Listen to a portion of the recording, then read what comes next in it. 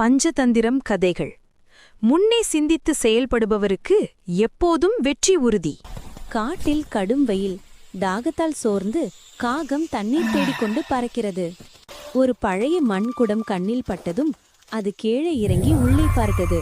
ஆனால் குடத்தில் மிக சிறிது தண்ணீர் மட்டுமே இருந்தது. அதே நேரத்தில் ஒரு புலி தாகத்துடன் அந்த இடத்துக்கு வந்தது. அது கூட அந்த குடத்திலேயே தண்ணீர் இருக்கிறது என நினைத்தது. அதை கவனித்த காகம் உடனே யோசித்து அருகில் இருந்து சிறு கற்களை எடுத்துக்கொண்டு குடத்துக்குள் போட்டது. கற்கள் விழுந்ததைத் தொடர்ந்து தண்ணீர் மெதுவாக மேலே உயரத் தொடங்கியது. புலி தண்ணீர் குடிக்க முன் வந்தது. ஆனால் தண்ணீர் மேலே வர இன்னும் சில கற்கள் தேவைப்பட்டது.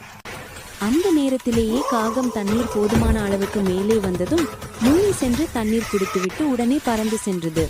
புலி ஆச்சரியமாக அதை பார்த்து கொண்டே நின்றது.